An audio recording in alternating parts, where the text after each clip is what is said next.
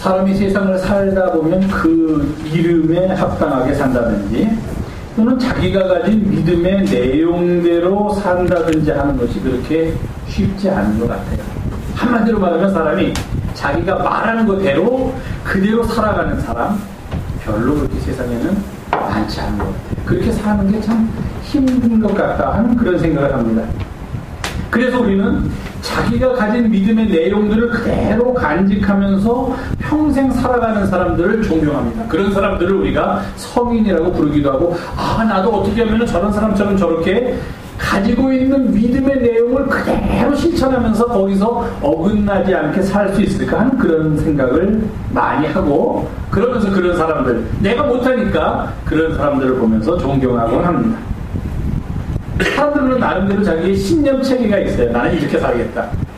이것이 옳다고 생각하니까 그 옳은 대로 믿으면서 살겠다. 그렇게들 이야기합니다.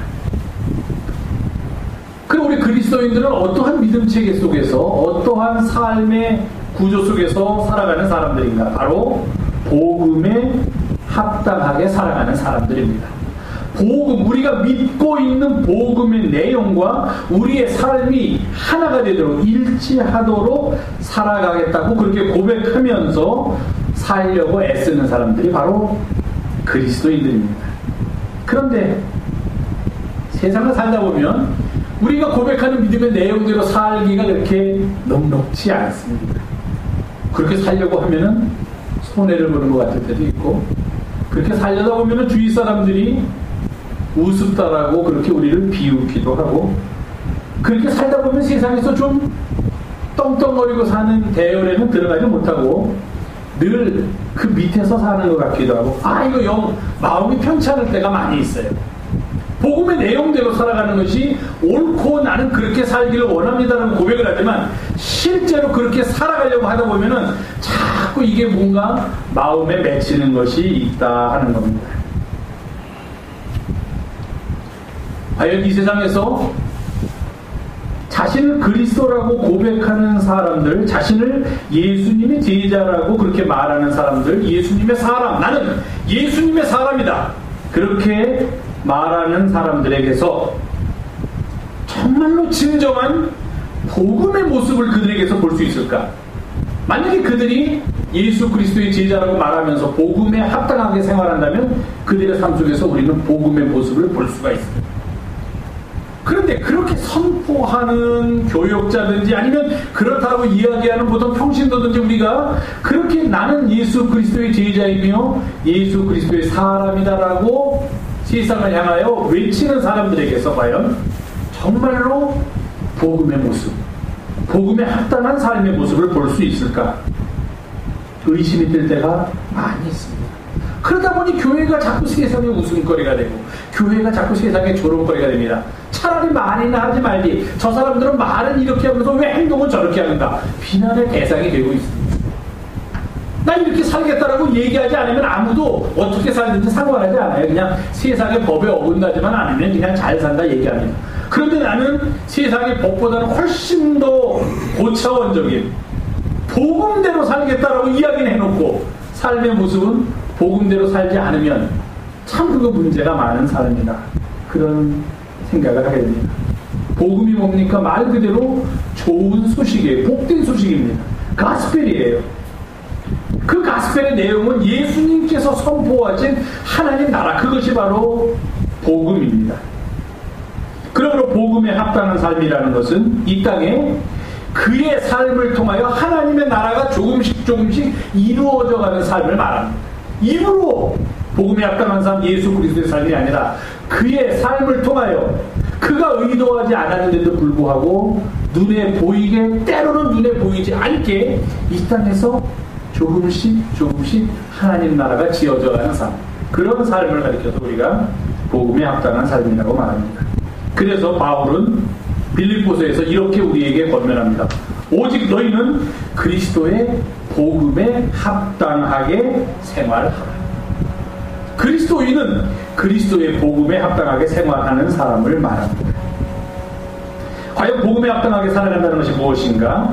오늘 우리가 함께 봉독한 고린도 교회의 모습 속에서 또 그들이 엄청나게 힘든 상황에 있을 때 바울이 그들을 권면하기 위해서 보낸 편지 속에서 복음에 합당한 삶의 모습을 찾아보겠습니다. 혹시 지난주에 인터넷 뉴스를 좀 검색해 보셨어요? 지난주에 인터넷 뉴스 중에서 훈훈하면서 사람들에게 많이 회자된 이야기, 보통 SNS라는 페이스북이라는 걸 통해서 많이 알려진 이야기 중에 이런 얘기가 있습니다. 어떤 할머니와 7살짜리 손자가 손수레를 끌고 가고 있었는데, 언덕으로 올라가고 있었는데, 할머니가 끌고 가야 될 손수레를 손자가 내가 끌고 갈게 하고서 자기가 끌고 갔답니다. 그러니까 할머니가 너 할 수 있겠어? 할머니는 할 수 있어서 얘가 끌고 가다가 언덕쯤에 서 있는 승용차 옆에 문을 긁었대요, 손수레가. 그런데 그 승용차가 아우디라는 승용차입니다. 아우디. 모르세요, 아우디? 우리 집에 아우디 타시는 분이 없어서 모르시는 모양이네. 이렇게 차 앞에 보면은 동그라미가 이렇게 4개가 그려져 있는 자동차 있습니다. 독일에서 나오는 자동차인데, 벤츠는 아시죠? 벤츠의 조금 싼 벤츠보다 거의 수준은 벤츠에 해당하는 아주 좋은 차입니다. 좋은 차는 무슨 차예요? 비싼 차입니다. 제가 한국에 왔더니 나쁜 습관이 들었는데, 좋은 차, 비싼 차를 타는 사람들이 운전을 아주 난폭하게 하는 걸 제가 봤습니다. 보통 차, 현대, 기아, 뭐 이런 차들은 그냥 하는데, 뭐 외제차를 타는 사람들은 아무 데서나 끼어들고 아무 데서나 회전을 하고 아무 신호에서나 건너고 막 운전을 하더라고요. 그래서 저 사람들은 무슨 특권 의식이 있어서 그러나 제가 그렇게 생각했는데, 알고 봤더니 그게 아니더라고요. 옆에 고급차가 오면은 알아서 옆 차들이 비켜줘야 돼요. 왜 비켜줘야 되느냐? 제가 얼마 전에 사고가 나서 그걸 깨달았습니다. 도로에서 차가 두 대가 같이 서 있을 때는 다른데, 차가 같이 운행을 하다가 사고가 나면은 어느 한쪽은 완전히 잘못한 게 없고 어느 한쪽은 100% 잘못했다는 경우는 거의 없어요. 한쪽이 많이 잘못했다고 하더라도 거의, 그럼 잘못을 안 했다고 생각하는 쪽은 8 정도의 그러니까 잘못을 했다고 생각되는 쪽, 100% 했다는 쪽은 보험회사에서 어떻게 했냐면 8 정도의 과실이 있다. 그리고 잘못을 본인이 안 했다고 주장하는 사람임에도 불구하고 서 있지 않은 가운데, 차가 움직이는 가운데 사고가 나면은 2 정도의 잘못은 있다라고 그렇게 과실을 한대요. 뭐 거기까지 받아들일 수 있는데, 문제는 그 다음입니다. 사고 처리를 하는데, 옆에서 모닝을 끌고 가고 옆에서 벤츠를 끌고 가다가 벤츠하고 모닝하고 사고가 났어요. 벤츠 운전사가 완전히 잘못했습니다. 9대1로 판결이 났어요. 예를 들면 10대0은 아니니까, 서 있질 않았으니까 9대1로 판결이 났습니다. 모닝을 고치는 데는 200만 원이 들어요. 200만 원. 그러면은 모닝 주인이 20만 원을 내고 180만 원을 벤츠 주인이 내야 됩니다. 9대1로 나왔으니까. 벤츠 옆에 문짝 긁었는데 그 문짝을 고치는데 3천만 원이 들어요. 그러면 벤츠 주인이 3부 27, 2,700만 원 내고 모닝 주인이 300만 원 내야 됩니다. 내 차 고치는 것도 아니고 나는 과실이 없는데 옆에 벤츠를 고쳐주기 위해서 내가 과실이 1이 있기 때문에 10분의 1을 내야 되니까 3천만 원 중에 300만 원을 모닝 주인이 내야 돼요. 얼마나 억울합니까? 내 차 고치는 데는 다 고쳐. 완전히 망가져서 고쳐도 200만 원 뿐이 안 돼서 옆 사람은 180만 원 내고 내가 20만 원 내고 고쳤는데, 나하고 상관없는 옆차를 고치는 데는 내가 쌤으로 300만 원을 내야 되는 그런 보험회사 실정이더라고요. 그러니까 어떻게 해야 됩니까? 내가 서 있을 때 들이받으면 아니지만 움직일 때는 무조건 나보다 비싼 차가 오면 어떻게 돼? 양보해야 돼. 난 가지 말아야 돼. 아무리 저놈이 잘못했어도 나중에 보험회사에서는 나도 잘못이 1이나 2가 있다고 나올 테니까, 그럼 내가 그만큼을 내야 되니까 무조건 피해줘야 되니까, 외국 차를 가진 사람은 그래? 너 한번 나 받아봐. 나는 돈 많으니까 내 거 낼 수 있는데 너도 그만큼 내야 된다 하고서 운전하는 거야. 그 생각하니까 더 화가 납니다. 그런데 문제는 아우디를 긁었어요. 이 아이가 손수레로. 문짝 하나 바꾸는데 2, 3천만 원입니다. 문짝 하나 바꾸는데. 할머니가 뭔지 모르지만, 할머니는 비싼 차를 몰라 남의 차를 긁었으니까 큰일 난 거예요. 이거 고쳐야 되니까. 할머니가 어쩔 줄 모르고 또 할머니가 어쩔 줄 몰라니까 이 7살짜리 손자는 내용도 모르면서 엉엉 울었답니다. 사람들이 모였죠. 웅성웅성대고. 그러다 거기 또 어떤 한 청년이 차 앞에 전화번호가 있으니까 그 전화번호로 전화를 해가지고서 차 주인을 찾았더니 얼마 안 가까운 곳에 차 주인이 있다가 젊은 한 50대, 40대 젊은 두 부부가 오더래요. 그때 모든 사람들, 옆에서 구경하던 모든 사람들의 생각은 저 할머니하고 저 애 큰일 났구나. 저 돈 물어주는 것도 물어주는 거지만 저 온 인간들이 얼마나 못되게 만약에 이 할머니하고 아이를 잡을까? 그걸 다 염려하면서 그러면 이제 그 중에 좀 의욕심 있는 사람은 좀 나가서 말리든지 해야지 하고 기다리고 있는데 그 두 사람이 오더니 남자가 그 할머니한테 막 큰절을 하더니 할머니 너무 죄송합니다. 제가 차를 주차장에 세워놔야 되는데 도로에다 세워서 가는 길을 방해하고 또 이렇게 폐를 끼치게 돼서 너무 잘못했습니다고 이야기를 하고 같이 따라온 아주머니는 애가 울고 있으니까 그 애는 괜찮다. 아무 일 없으니까 하고서 달래는 거예요. 그걸 사람들이 받더랍니다. 우리가 가지고 있는 상식으로는 그 사람 뛰어와가지고 우리가 가지고 있는 절에도 이 할머니가 정신이 있는 거야 없는 거야 이거 얼마짜리 잔데 이거 당신 이거 물어줄 수 있어 이거 어떡하려고 그래 그러고 막 난리를 치고 아마 거기서 소동을 벌였을 거예요. 아마 100번의 그런 상황이 일어났으면 99.9%는 그렇게 될 거라고 사람들이 얘기했는데 이 주인들이 그렇지 않았다는 거예요. 오히려 자기들이 길에다가 차를 세워서 통행에 방해가 되고 이런 일을 일어나게 해서 미안하다고 사과를 하고 그랬다. 그러니까 그 옆에서 지켜봤던 어떤 한 젊은 친구가 어떻게 저런 사람이 있을까? 괜히 우리가 갖고 있는 외제차 타는 놈들은 다 정신이 나고 이런 게 아니라 저 사람이야말로 저렇게 비싼 차를 살 수 있는 사람이구나 하고 생각이 들어요. 그것을 자기 페이스북에다 올렸어요. 그 내용을 그대로. 그랬더니 그 페이스북이 이제 퍼져나가면서 신문에 있는 인터넷 기사에도 그게 났습니다. 그랬더니 그 아우디라는 회사의 뭐 본사라고 할까요? 거기서 그 이야기를 듣고서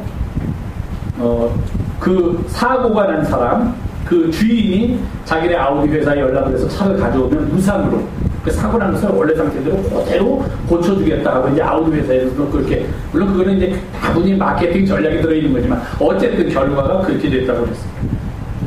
제가 그 이야기를 들으면서 좀 오래됐지만 얼마 전에 이런 일이 있었던 기억 여러분 기억나세요? 어느 모 대기업 회사의 상무가 비즈니스 클래스를 타고 어디인가 미국인가 어디를 갔다 오다가 라면을 끓여달라고 그래서 종업원이 라면을 끓여달랬더니 뭐 라면이 안 익었다 라면이 불었다 하면서 뭐 비행기 안에 완전히 난장판을 벌여가지고서 나중에 뭐 그게 어떻게 됐다고 해서 한참 사회를 시끄럽게 했던 그런 거 저는 그 이야기가 기억나요. 아 똑같이 높은 자리에 있는 사람이라고 하더라도 저렇게 자기가 입은 상황에 대해서 그 아우디 주인과 같이 반응하는 사람도 있고 또 그 어떤 대기업의 상무처럼 그렇게 참 사람 천하게 반응하는 사람도 있다. 그런 생각을 해봤습니다.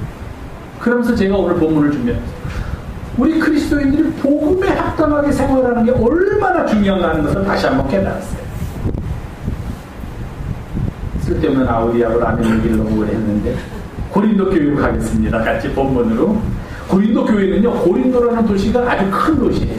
큰 도시니까 어떻습니까? 사람도 많이 모이고 부도 있고 그러다 보니까 부정적인 면도 많이 있던 그런 도시.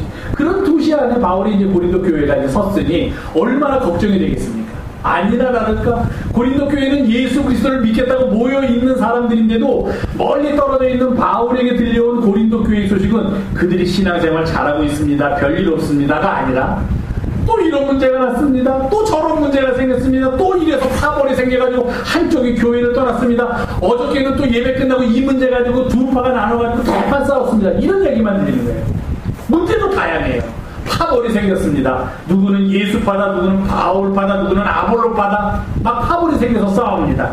거기다가 더해서 결혼을 해야 되느냐 마느냐, 또 우리는 하나님께서 자유를 주셨으니까 내가 성적으로 아무렇게나 살아도 된다는 음행의 문제가 막 교회 안까지 들어서 교회를 뒤흔들어 놓고, 거기다가 교인들 간에 교만함이 생겼고, 또 서로 막 재판에 걸고 송사하는 문제가 생기고, 성찬을 할 때조차도 성찬에 그 본 의미를 제대로 하지 않고 성찬을 해서 성찬을 하는 그 자리가 아주 난장판이 돼가지고 술 취해가지고 술 주정하는 자리가 있다. 이런 얘기까지 바울에게 들려.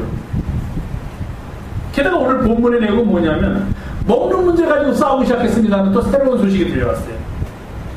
먹을 게 있는데 먹으려고 했더니 어떤 사람이 저 무상한테 바쳤던 제물인데 저 먹어도 되는 거야?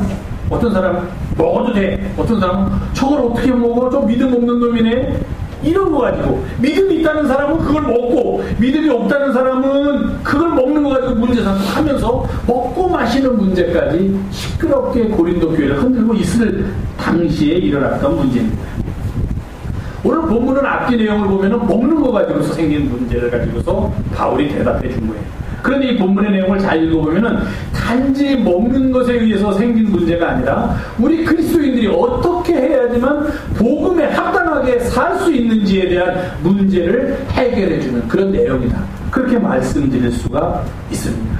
이 앞에 보면 이제 시장에 가서 먹을 게 있어서 먹을 거 사오려고 그랬는데 그게 공교롭게도 그 사람이 우상의 제물에다가 바쳤던 것을 우상한테 제사가 끝내고 가져 나와서 팔려고 내는 거다 이거예요. 근데 그걸 모르고 살 수도 있고 알고 살 수도 있다는 겁니다. 어떤 사람들은 믿음이 좋은 사람들은 그거 먹어도 된다 그렇게 주장하고 어떤 사람들은 절대로 먹어서는 안 된다 그렇게 주장하면서 막 너 그거 먹었지 안 먹었지 아니야 나 안 먹었어 먹었어 야 그걸 왜 먹지 마 그걸 어떻게 먹냐 이러면서 교회 내에서 매일 싸우는 거예요. 먹고 마시는 문제 가지고서. 그랬더니 바울이 화가 나가지고서 시장에서 파는 것은 양심을 위하여 묻지 말고 먹어라.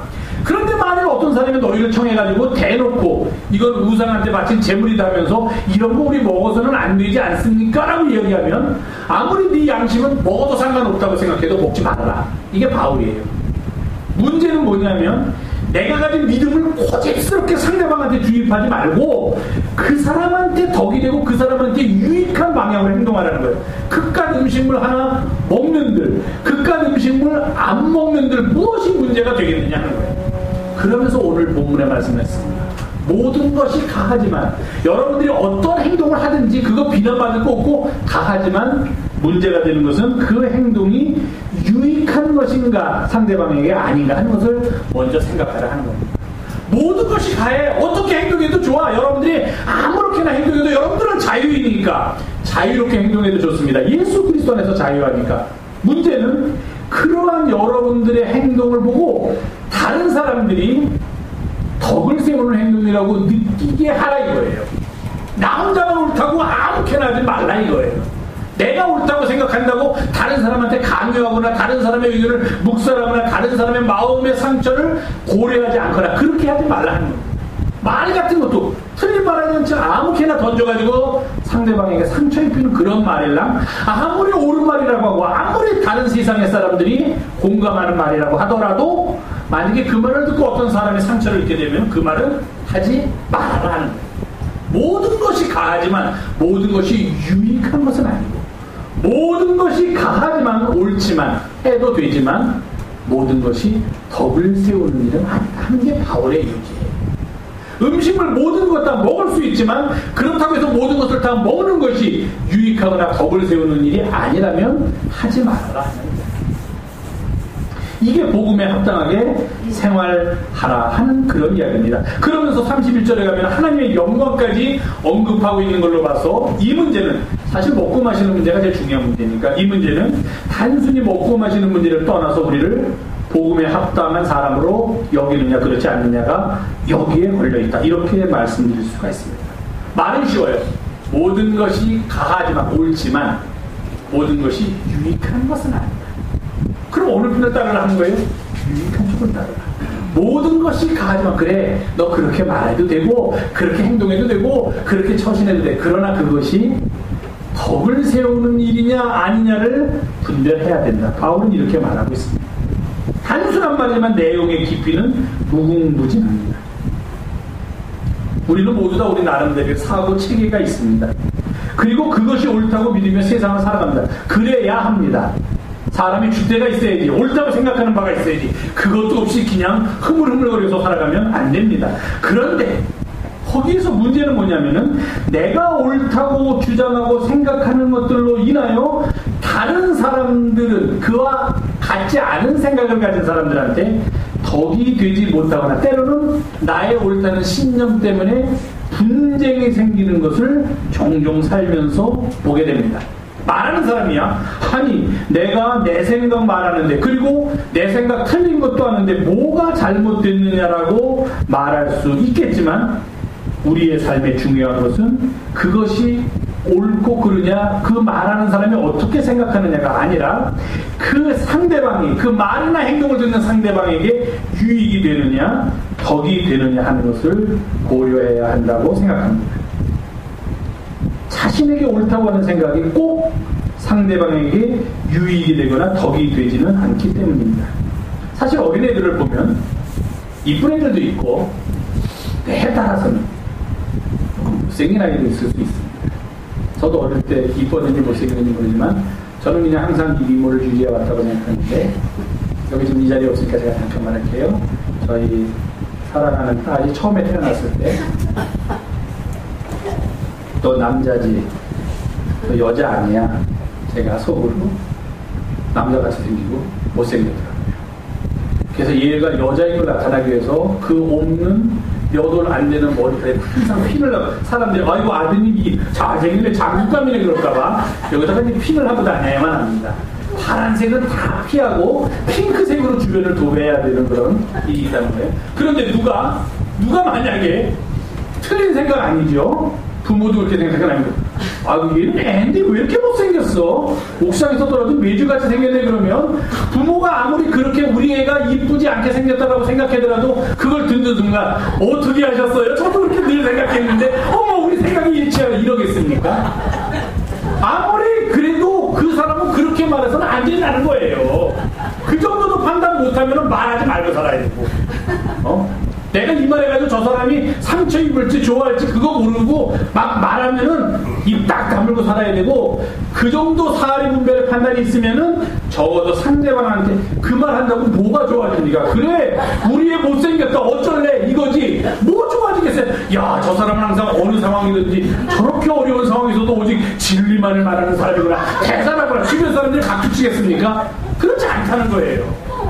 아무리 옳은 것이라고 해도, 아무리 내가 옳다고 생각하고 이거 뭐가 틀렸어, 내 말이 뭐 잘못됐어, 왜 그래? 아니 왜 그래? 주변 썰렁해진 다음에 아니 왜 그러고 내가 무슨 말 했어? 아, 이게 이뻐? 당신이 보기 이게 이쁘단 말이야? 말이 안 된다는, 그렇게 살지 말라는 거예요. 이거는 작은이지만 우리가 살아가면서 내가 가진 사고체계가 옳다고 해가지고 그것을 막 주입하면서 살면은 안 된다 하는 겁니다. 왜냐? 우리들이 살아가는 삶의 자리는 저 사람의 생각을 내 생각으로 만들어버리려는 MBC 100분 토론 자리가 아니에요. 100분 토론에 나가서는 어떻게든지 상대방의 의견보다 내 의견이 옳으니까 여러분들 내 의견을 따라주십시오 하기 위해서 막 상대방을 누르고 내 의견을 막 얘기해야 됩니다. 그거는 100분 토론에 가서 할 일이고, 우리 같은 선남 선녀들이 살아가는 삶의 자리는 그렇게 너는 틀렸어 이놈아 나만 맞아 나를 따라가라 하는 자리가 아니라는 거예요. 같이 사랑하면서 어울리면서 포용하면서 살아가는 삶의 자리, 그게 하나님 나라를 일구어 가는 거지. 내 생각이 아무리 옳다고 너는 틀렸으니까 나 따라와, 이것도 너 잘못했으니까 내 생각이 이러니까 이거 이렇게 생각해야 돼, 너도 그래야 돼 라고 주장하면서 모든 사람들을 획일적으로 내 생각으로 만드는 그런 자리가 우리의 삶의 자리가 아니다 하는 거예요. 복음에 합당하게 생활하는 것은 쉽습니다. 이것이 저 사람에게 유익이 되는가, 이것이 저 사람에게 덕을 끼치는 일인가 하는 것을 생각해야만 한다는 것입니다. 그래서 바울은 이런 일을 하는 사람을 뭐라고 하냐면은 하나님의 영광을 위하여 사는 사람이다, 그렇게 이야기합니다. 그러면서 덧붙여서 이러죠. 유대인에게나 헬라인에게나 하나님의 그리스도의 교회에게나 무엇이 되지 말래요? 거치는 자가 되지 말라. 방해물이 되지 말라. 그 있어가지고 거치장스러운 존재가 되지 말라는 거예요. 그냥 늘 자기가 옳다고 하면서 그냥 분쟁 만들고 그냥 남 비난하고, 자기 눈 속에 이만한 들보 있는데 그거는 남들이 그냥 아무도 얘기 안 하니까 아무것도 없는 줄 알고 남에 있는 요만한 티만 찾아가지고서 너 그 티 좀 빼라, 너 티 좀 빼라 하고 다니지 말라 하는 거예요. 네 눈 속에 이만한 들보 있는데도 그 사람들은 너한테 아무 말 안 하고 있지 않느냐, 그거 문제. 자기의 신념체가 강한 사람, 혹시 여기 그런 분들의 생각이 옳다고 생각되시면 용서하세요. 인도의 법당, 그 인도 사람들이 하는 신당 앞에 가서 막 찬양을 부르면서 막 했다든지, 뭐 어디 뭐 무슨 우리나라에 있는 고색 창연한 그런 오래된 사찰에 가가지고 거기다가 막 낙서를 하고 뭐 오물을 뿌렸다든지 하면서 나는 주님 앞에 너무도 충실하기 때문에, 너무도 신실하기 때문에 이런 일을 한다는 것은 수치스러운 일인 줄 알아야 합니다. 수치스러운 일인 줄 알아요. 세월호, 아니 고난주간에 무슨 수학여행을 가서 그런 일을 당해, 정신 나간 거 아니야. 그렇게까지 이야기하지는 말아야 된다는 거예요. 우리 그리스도인들은. 돈 없는 애들이 무슨 수학여행이야, 그거 뭐 배는 왜 탔어, 비행기를 못 탈 거면 버스나 타고 경주나 갔다 오지, 그렇게 얘기해서는 안 된다는 거예요. 다른 사람의 상황에 대해서. 그게 어떻게 그리스도인들의 자세입니까? 그게 말이 안 되죠. 그런 일이나 하지 말자는 거예요. 복음에 합당하게 생활하는 것은 내 생각이 무조건 오르니까 다 경직된 사고 속에서 한 가지만을 생각하도록 만들라는 것이 아니라 내 삶의 자리에서 다른 사람의 유익을 생각하며 다른 사람에게 덕을 끼치는 일인가 아닌가를 생각하며 제발 거치는 자로 살지 말자는 거예요. 여러분, 아무리 자신의 생각이 옳고 아무리 자신의 신념체계가 공고해도 거치는 자가 되는 순간 그 신념조차 사람들은 아무것도 아닌 것으로 여긴다는 사실을 잊지 마세요. 그 사람에게서 정말로 아름다운 인간의 모습을 보지 못하는 그 순간 그 사람이 가지고 있는 믿음의 내용이 아무리 고귀하다고 떠들고 외쳐도 사람들은 그거 보지 않고 그 사람에게서 나타나는 그의 인성만 본다는 말입니다. 그래서 복음에 합당하게 생활하는 사람은 그 삶 속에서 복음이 나타나야 한다는 거예요. 사람들을 감동시켜야 돼요. 사람들을 정죄하지 말고 사람들의 마음을 움직여서 나와 같은 생각을 하게 만들고 나도 저런 믿음체계를 갖고 저렇게 아름다운 삶을 살아야겠다라고 그렇게 생각하도록 사람들을 만들어야 되지, 돌아다니면서 너는 잘못했고 너는 죽일 놈이고 이렇게 해서는 안 된다는 거예요. 그건 복음에 합당한 삶이 아니다는 겁니다. 2주 전에 제가 말씀드렸죠. 하나님의 나라는 먹고 마시는 것이 아니라 오직 성령 안에 있는 의와 평강과 희락이라. 이 하나님의 나라는 화평의 일과 서로 덕을 세우는 일을 통하여 이 땅에서 이루어진다. 로마서에 있는 말씀입니다. 하나님의 영광과 하나님의 나라를 위한 우리 모두의 노력은 결국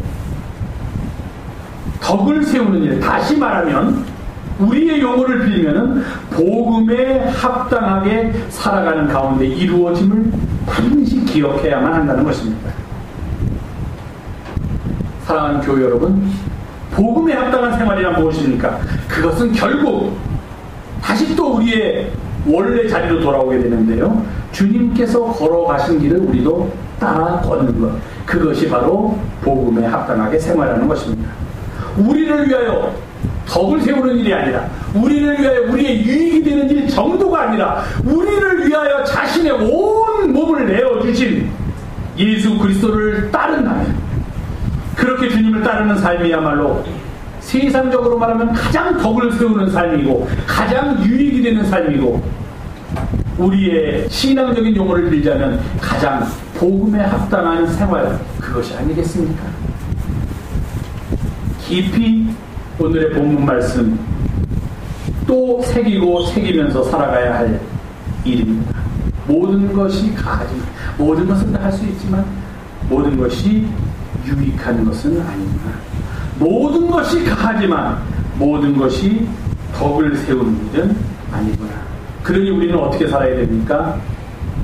거치는 자가 되지 말고 무엇을 하든지 하나님의 영광을 위하여 할 때 그러한 우리의 일로 인하여 많은 사람이 유익을 얻게 되고 또 그들이 구원을 얻는 놀라운 역사가 나타나게 될 줄로 믿습니다. 이런 믿음 갖고 살아가는 우리 모두가 되기를 간절히 주님의 이름으로 부탁을 드립니다. 기도하겠습니다.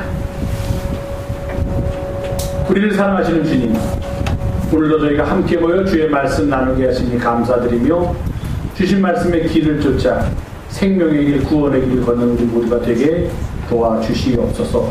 예수님의 이름으로 기도하옵나이다. 아멘.